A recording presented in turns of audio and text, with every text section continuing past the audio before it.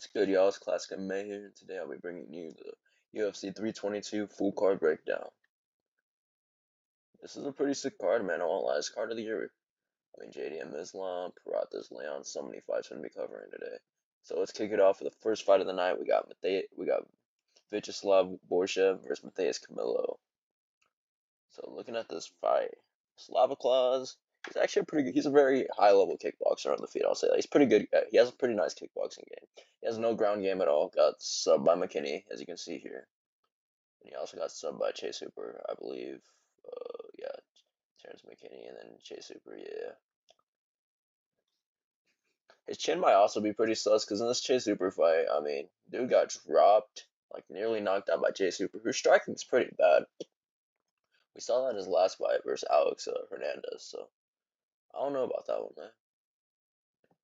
Definitely does have some solid kickboxing, though. Beat James Lontop. He also does have this one cheeky little fight. He has a draw with Sadikov. Which, you know what, Nazim Sadikov, I don't think he's all that. I do think he's going to lose to Faris Ziam in December, but, still pretty good. To have, borderline ranked level guy and go into a draw with him, that's not too bad. Borshev, though, 8-6 pro MMA record. Damn, that's bad. Alright, next fight, we got Matheus Camilo. He's not very good either, but Matheus Camilo, he was this prospect the UFC signed.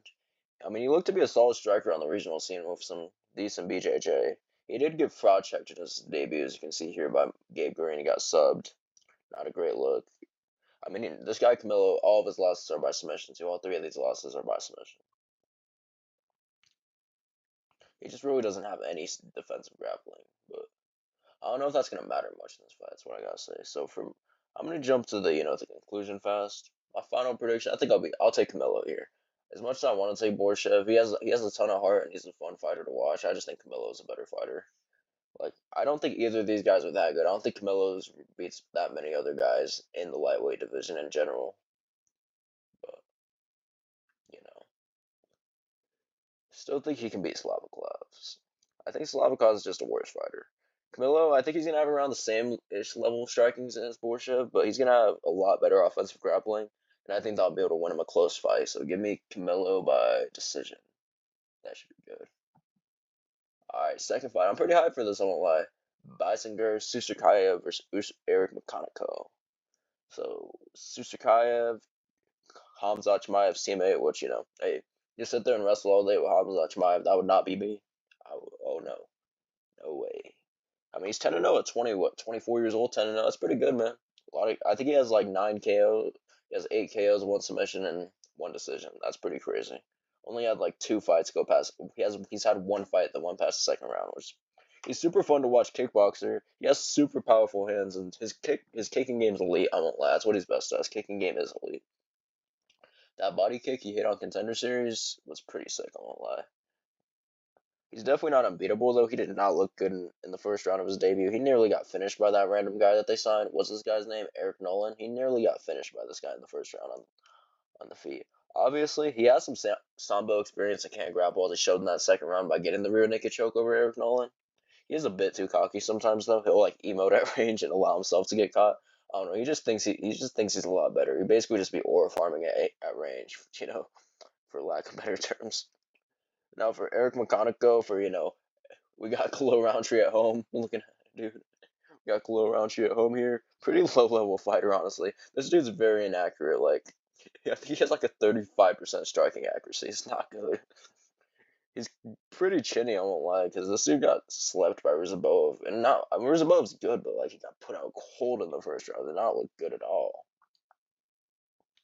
Also, he just looks really stupid when he strikes. I don't know how to describe it. This guy just looks awful. One benefit of his style, though, is he can turn a fight into a dogfight, I won't lie. He will make it scrappy, which, look at his last fight against Cody Brundage. Even though I do think he lost this fight and shouldn't have gone the decision, he made the fight close enough for him to get the decision by making it a dogfight with Cody Brundage, by landing things on him. So I'll give him that. He can make you fight at his pace, so that's something that I'll give him. For being, sometimes these low-level, MMA fighters just can kind of just out-dog you at times, so it is something. He also, this Ruzabov loss is concerning, though. Now, for who I'll pick, let's just say I'm not picking the plus 575 underdog, minus 800 Susakayev. Yeah, my final prediction is Susukaya by round 1 KO. I'm sorry, McConaughey. Well, Susukaya, obviously, he has some concerns and is not at the highest level at times. I think the version of him that we saw, like for his debut, was the worst version of him because we gotta keep in mind this dude took that fight on 4 days after his Contender Series fight, so I'll give him a pass. Like, also, McConaughey, well, he could actually maybe upset Susukaya by making it a dogfight because all it just takes is to land one punch on this dude's chin and he's out. He's definitely not unbeatable. Like, it's there. I just don't think it's gonna happen. I don't think this is gonna be the fight for Susukaya to lose. I think he'll lose when he fights a really powerful striker, like maybe like a RoboCop or something, or Kopylov or one of those kind of guys. But against Eric McConaughey, it's just not gonna happen. I think Susukaya is gonna end him with like I think he's gonna either get him with like a vicious body kick or something to the chin in the first round. Give me Susukaya by round 1 TKO. Now the next fight, we got some WMMA here, everyone's favorite. We got Angela Hill versus Fatima Klein. Angela Hill, very crafty vet. The definition of a crafty vet. Shout out to Flukas Tracy. Hope we'll see him back one day from the war. Has a sneaky win over Denise Gomes, who's actually pretty good, so I'll give her that. She does have that win over Denise Gomes, who's actually a pretty good fighter for WMMA. Angela Hill's obviously not the highest level fighter, but she's kind of fun for WMMA. And somehow she manages to get robbed in like near every one of her fights or make it a split or something. It's kind of funny. This Tabitha Ritchie fight, she deserved to win that. I'm sorry. Fatima Klein here. Actually, one of the more entertaining like WMMA fighters here. She's went out there and got 2 straight KOs since her debut loss to Jusita Vicious. Got two first round or like 2 KOs, which is not something to be happening in WMMA. That I won't lie, this head kick was pretty sick. I won't lie. Like for a WMMA KO, I thought was pretty good. She also has a BJJ base, has really good grappling. Like she's only 25 years old, and she actually probably could be a pretty interesting fighter for WMA. Like if she wins this fight, she'll be on a pretty good place. Now, considering all the praise to Fatima Klein, you can probably guess who I'm picking. I'm picking Fatima Klein by decision. Even though Angela Hill does have the potential to front check her, as that's the kind of fights that Angela Hill will win, I just don't see it happening. Fatima Klein's better in the striking, better in the wrestling and grappling, and could even get a finish, but wouldn't bet on it to happen. Truthfully, I just think Fatima Klein's going to be better than Angela Hill everyone's and just cruise to like a 29, 28, or 30, 27 decision. Now for this next fight, actually pretty close fight here. Chepe Mariscal versus Pat Sabatini. Well, I don't know a ton about Chepe Mariscal. I mean, he likes to grapple a lot. His main style is to wrestle, and he's kind of a wet blanket. I won't lie, not much finishing potential, but he's on a decent 5-fight win streak. Has a decent one over Morgan Showry. Other than that, those kind of beat a bunch of cans. I won't lie.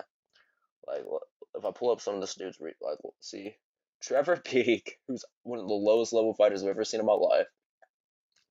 Jack Jenkins, which had an arm injury in the second round and wasn't able to fight. Probably would have beat Mariscal if he didn't get injured. Morgan Charrier, who's not one French prospect who's pretty good, but this was a split decision. Like Charrier could have won this fight, and I don't think Charrier's even all that. Like this dude almost got finished by Nate the Train. Damon Jackson, who a couple years ago actually went on a little run after getting KO'd by Elliot Taporia, but by this point wasn't at the highest level. Then Ricardo Ramos, who's just that spinning elbow merchant with no grappling on him, man. Like, if you want to show you're a great grappler, why don't you finish Ricardo Ramos on the ground? Now for Pat Sabatini, he's actually, I mean, he's kind of an unk, I won't lie. Dude's 35 years old, but he has been kind of fraud checking prospects lately.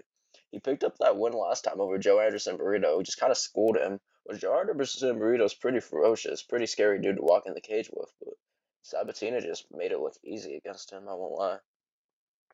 Also had this crazy like submission over Jonathan Pierce, who Jonathan Pierce is a super skilled BJJ guy, and Pat Sabatini schooled him in his own game. And yes, he got KO'd by Diego Lopez, and people make fun of him for that. But that's Diego Lopez. That dude might be a future champ one day. I don't think I'm gonna hold that against him. Like, come on.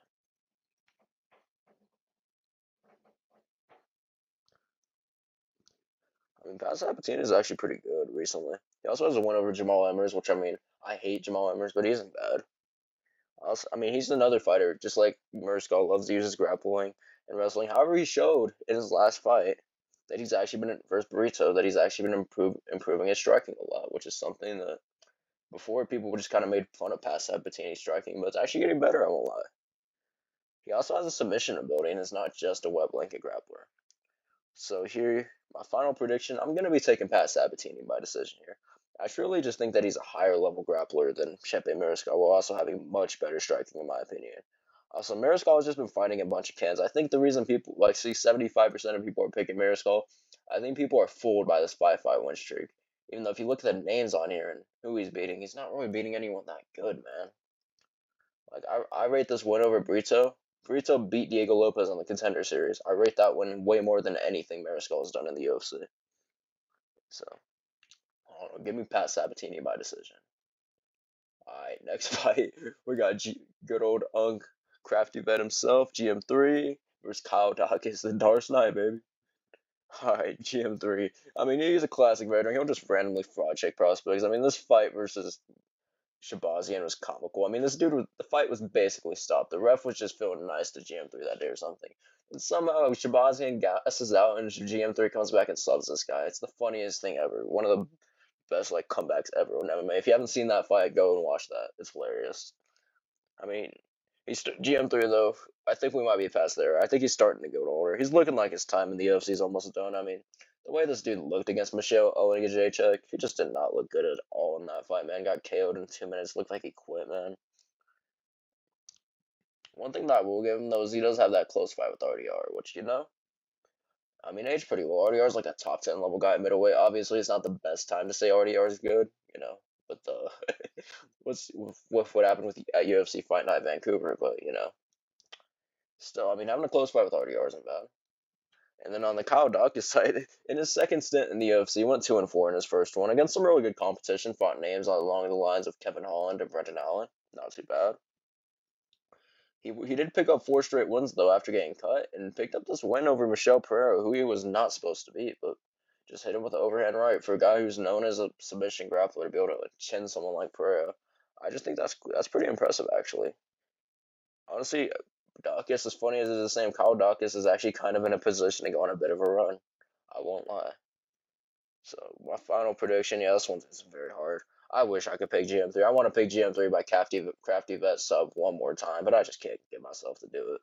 I have to pick Kyle Dawkins by round 1 TKO. I think that the time of GM3 being that crafty veteran that fraud checks everyone, it's done, man. And Kyle Dawkins is he's gonna retire him by hitting GM3 or something kind of even damaging. Anything will make GM3 drop these days and get the finish. He's just gonna make him quit in the first round. He's gonna continue this momentum in his second stint in the UFC. GM3 is also, you gotta think about it. He's taking this 2 months after just getting KO'd by Olia Jacek. 2 months and 3 weeks ago. This dude got slept by Olia Jacek on UFC 319. It's not a good sign. I think GM3 wants to call it quits. I also could see Kyle Dawkins getting a sub here, as he does have 11 on his pro MMA record, but I'm going to be smart, and I'm going to pick Kyle Dawkins by round 1 TKO here. Alright, next fight, some more WMMA. Actually, I ranked pretty high. This might be like a title eliminator in whatever division, strawweight, bantamweight, keep flyweight. There we go. I know ball. I'm not a casual. Oh, wrong fight. Alright, Malcolm Wellmaker versus Cody Haddon is next. This fight is sick, man. I won't even lie. I'm really excited for this one. Malcolm Wellmaker, I mean, he's a super high prospect coming off these 2 first-round KOs of Chris Moutinho and Cameron Simon, which aren't too bad, man.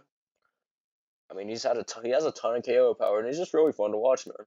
And he's been on this run. It's crazy. This dude is working construction in his first fight in the UFC. I'm glad now he's able to provide for his family and stuff and get to fight in the UFC. It's pretty sick.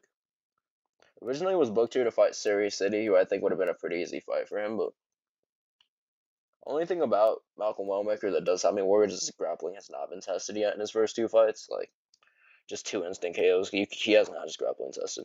Now, on the side of Cody Haddon's really good, man. He's a really good prospect at 135. Looked really good in his debut, which, I mean, wasn't against the highest level guy in the world, but had super high output on the feet, had really good grappling, and has a very high level submission ability, which could definitely pose a threat to Malcolm Wellmaker. He's also just a really well-rounded fight that blends the mixed martial arts. Well, for my final prediction, man. This is tough, man. I kind of want to pick the upset with Cody Haddon, but I just have to be smart here. I have to pick Malcolm Wellmaker, man. Malcolm Wellmaker, I think by decision is the pick here. I think this is going to be Malcolm Wellmaker's toughest fight to date, and it's going to show how good his takedown defense is. And how he does with someone who won't just go out in the first round. Because I don't think Cody Haddon's going to get slept in the first round. I don't. This is going to be a war. I do think that Wellmaker is going to be able to show the ability to stuff takedowns. I'm just going to make a guess and think he's going to be able to early in the fight, and maybe even drop Cody Haddon for round 2 rounds in. I'd say the first 2 rounds Wellmaker will do pretty well. That third round, though, I think he's going to get beat up. I think Cody Haddon is going to get his takedowns, beat him up a bit on the feet, and take over, and put Wellmaker in some really bad positions. I do think that Wellmaker will be able to survive, though, and win a 29-28 razor close decision. Really excited for this fight, though, and don't count out Haddon. If you want a sneaky underdog pick, think about Haddon. It's also, look at that, 85% by KO, 15%, 9% by decision. I'm telling you, this fight's going to decision, man. Like, it's gonna happen. Alright, for this next fight, Aaron Blanchfield versus Tracy Cortez. Good old WMMA, our favorite. I won't spend too much time on this, but this is a title eliminator for the flyweight division. So Aaron Blanchfield is actually kind of a killer for the WMA. It's super risky, but high output striking and great submission skills, like really crazy arm bars and stuff. I know she's been winning by decision recently, but also has the submissions over Andrade and Molly McCann. But we don't talk about that one. After the way her last fight got canceled, Blanchfield versus Barber, the card of the century, and the fight didn't even happen. I think she's gonna be looking for vengeance.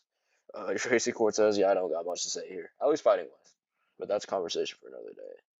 My final prediction, this is pretty easy, I won't lie. Give me Aaron Blanchfield by decision.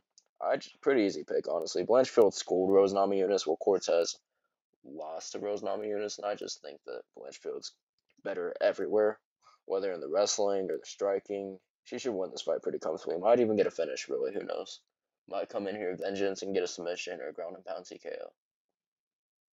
Alright, time for might be one of the fights I'm most excited for. Roman Kopylov versus RoboCop. This is gonna be a sick fight.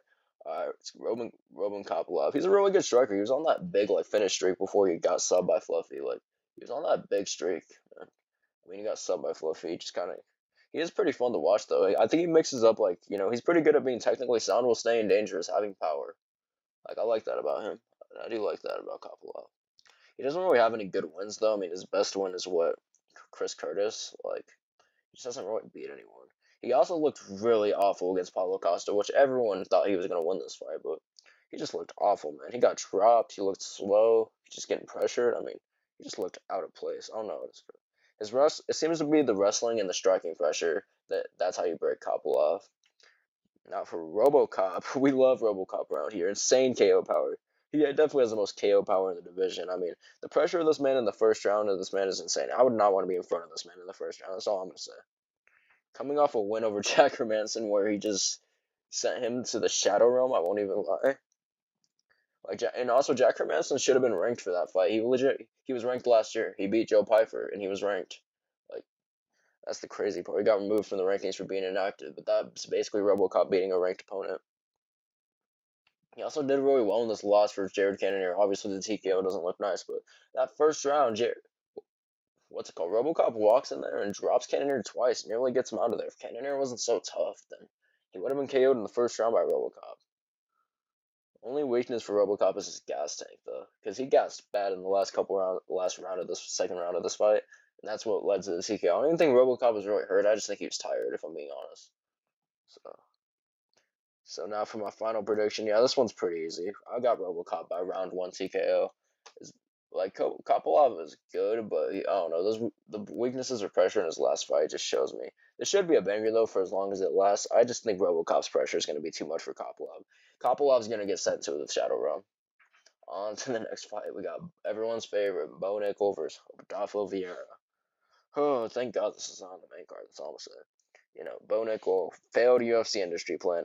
Looked awful against RD. Hardjack quit to some knees with the body. Just looked undersized and like he didn't want to be in there. And for a Division 1 wrestler, I'm the wrestler. Dude did not look like that. He just looked scared to even use it. He looked scared to even be near RDR. He did not want to be in that cage. His striking is also pretty bad too, but he does have the wrestling to beat lower level fighters. So, like the Paul Craigs, like the Cody Brendages, like the Val Woodborns, like the Jimmy Pickett's. That's the level of fighters Bo Nickel beats. Rodolfo Vieira, he's not much better. Pure BJJ and legit nothing else. Either this guy's winning by sub or losing. That's legit it. I mean, he has no gas tank. His striking's pretty trash. I mean, in this last fight, he striked for the whole fight against Gore, and The only reason that he won this fight is because Gore's an even worse striker than him, because Trayshawn Gore is one of the worst fighters on the roster. Only thing I'll give Vieira is he does have heart, though. Now for my final prediction, yeah, it's going to be Bo Nickel by decision. As much as I want this guy to lose, he's going to win this fight. It's going to be boring. It's going to be like the Bo Nickel and Paul Craig fight, part 2, where he just keeps it standing and picks at Rodolfo Vieira from range. Should even have a bit of a reach advantage, yeah, that too. So yeah, give me Bo Nickel by decision. Alright, for a fight that I actually care about, BSD versus Beneil Dariush. Beneil Dariush. A few years ago, this guy was actually looked at. He was, the dark horse of the division. People thought this man could beat Makachev.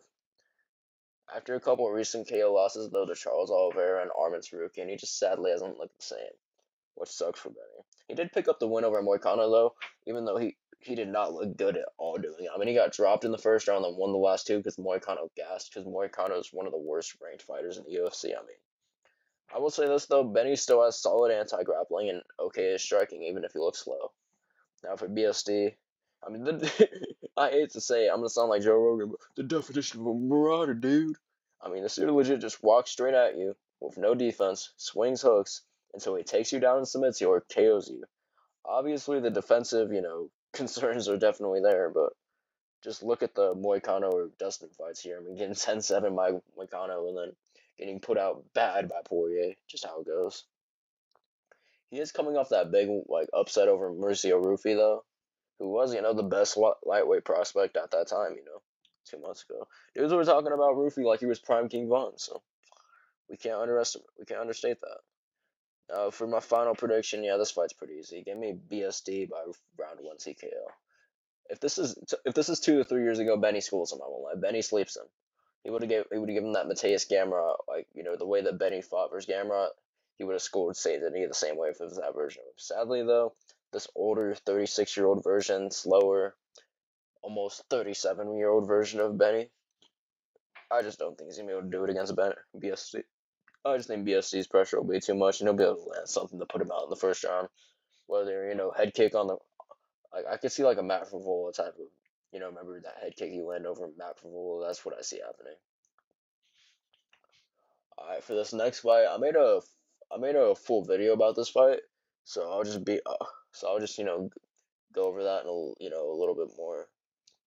What's the word for it? Simplified. If you want to watch a full video though on this fight and what each fighter could do to win here, I would check out that video. Leon Edwards, he's an incredibly technically fighter. He is too technical at times though, and I do think that gets him. He was able to use his level of striking though to become champ. His last few fights though, he just hasn't looked the same, man. He's been slipping, getting pressured, got dunked on his head by Bilal, got beat up and subbed by Brady. And even though he's always begging for strikers, he's never really fought any strikers that are that good. That are that good. Like the best striker this dude's ever fought is 35-year-old cowboy Nate Diaz. Then for Carlos Pratas, one of the most dangerous fighters in the UFC. He has insane KO power. Just seems to have an ability to find the shot versus nearly anyone. Even in a fight versus Gary he lost, he nearly finishes him in the 5th. Like, say Pratas is able to train for Gary for a full camp, he might beat him. We just don't know. He isn't. I will say he is not unbeatable though, as he arguably lost 4 rounds to Gary. Besides that 5th round, he arguably lost every other round, and due to Gary's just stick and moving around, smudging him, shooting takedowns. Gary just having more weapons in that fight than Carlos Pratas did. So this fight is really tough to predict. I won't lie, because Leon Edwards could definitely just show he's that level of striker, and Pratas could just hit him with a KO shot. Bow. But for my final prediction, I'm gonna go with the same that I did in my video. I got Carlos Pratas by round 2 TKO. I just think that Pratas is a level above Leon by this point of his career. Like striking wise, I think Leon's gonna be able to have some success earlier, maybe even be able to mix in takedowns with his striking, but I think Leon's lack of outputs, it's gonna get him, and I think that he's just gonna end up making a mistake and getting himself caught by Carlos Pratas. Is the version of Carlos Pratas that fought Jeff Neal is a scary man. That's all I'm saying. We love CP.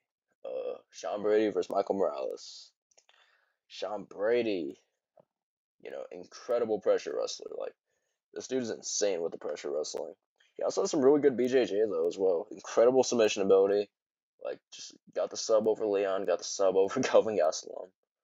I mean, he has really good sub ability. He also has solid boxing. He was winning on the feet in that first round against Leon, and for the first couple minutes before he took him down, like he has solid boxing. He's coming off that win over Leon where he just beat the crap out of Leon on the ground, and Leon really wasn't able to do anything about it. So I don't know. Sean Brady's really good. Michael Morales, 19-0, super young prospect out of Ecuador, 26 years old. I mean, he's just been on a tear, man. Getting KOs, just not even making these fights close, man. Just beating these people up. He's shown cardio by winning these decisions over Jake Matthews and Max Griffin, who aren't the highest level people, but showed the ability to fight for 3 rounds. Yeah, the only problem is that he is untested, however, as his takedown defense has just not been tested at all. He hasn't fought a grappler yet. I mean, Gilbert Burns took him down in the first round, but he stood right up because Gilbert Burns is a lightweight. Like, he is lightweight sized. He also doesn't really have any good wins. It's his only ranked win so far, Neil Magny and Gilbert Burns, which, I mean, hey, bro, crafty vet Neil Magny, Gilbert Burns, man. Gilbert Burns had a close fight with Hamzat. What you know about it, dude? But no, I just don't rate those. Now for my final prediction, I got to take Sean Brady here. As much as I want Morales to win it, Sean Brady is kind of boring, and I think it'd make the division a lot more fun if we had a 26-year-old young striker coming up. I just think Brady's wrestling is gonna be too much for him. Like truthfully, even striking wise, while Brady's striking may be simple, it works to set up his takedowns, and I think he's gonna be competitive with Morales on the feet. I think it's gonna be able to set up the takedowns, and I do think he may get rocked by Morales in this fight. He might even get dropped. Who knows? Nearly finished, but as he did, nearly get put out. As he did get, not put out cold, but he got finished by Canelo hands wall. So that has to be that has to be thought about. So I do think though this will be a pretty clear Brady win, probably what's called 29, 28, 30, 27. Nice wrestling decision by Sean Brady. Probably to get himself a title shot. This is a title eliminator. Whoever wins this fight will be fighting the winner of JDM Islam. Now for our co-main event, Valentina Shevchenko versus Zhang Weili. Pretty sick fight actually for WMMA. I mean, I got no issue with it. Valentina Shevchenko, I mean, she used to be known as one of the best kickboxers in WMMA history, but has transitioned to more of a control wrestler. Has looked a little off in her last couple fights, maybe started to show her age, but still, the flyweight champ for a reason. And then Zhang Weili, I mean, she's just the biggest star in WMMA, man. She's been on a tear. She's just insanely well-rounded from the striking to the grappling to the ground control to the ground and pound to the submission ability. Weili truly has it all. Just kind of cleared out her division with wins over Tatiana Suarez, Zhao Yan, whatever that name is. Can't pronounce that.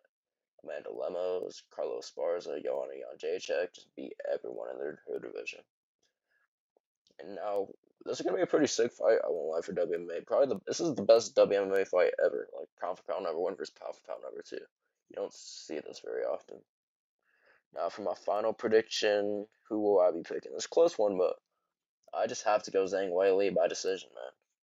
If this was a prime Valentina Shevchenko, I do think this fight would be different, but I just think Shevchenko's getting older. She's 37 years old. Just near 38 years old. Like, that's crazy. She's just starting to get a bit over her prime. And well, Whaley's right in the middle of hers, so I think Whaley will get this, done and get that second belt.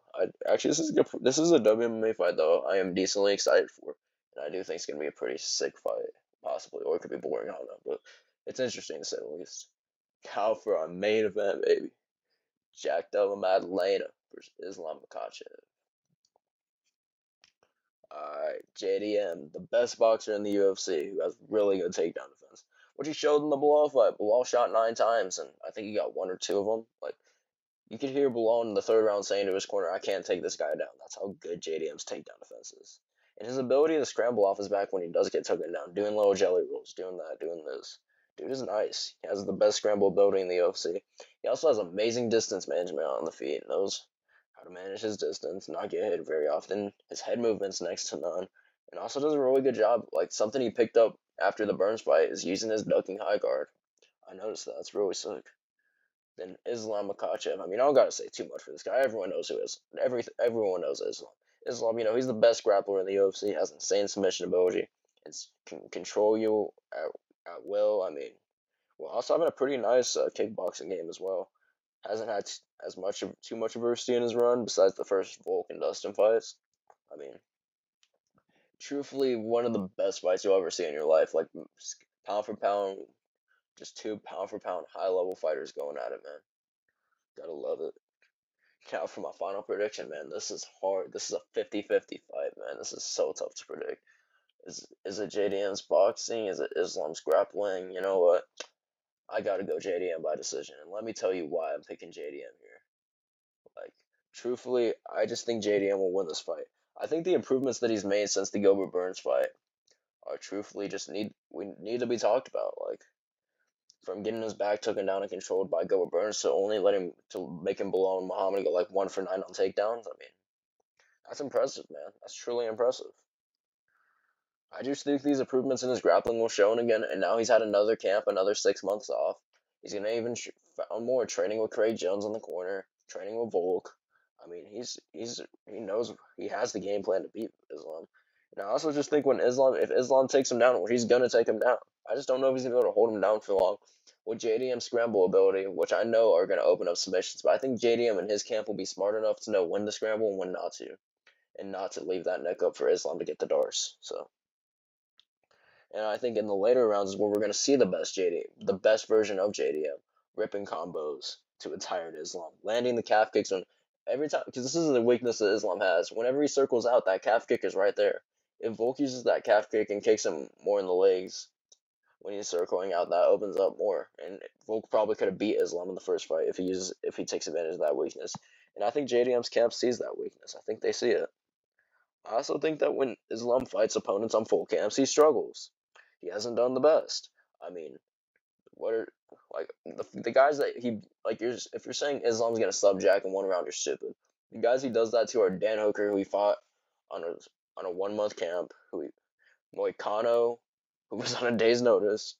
I mean, like truthfully, Bobby Green. I mean, like just look through this.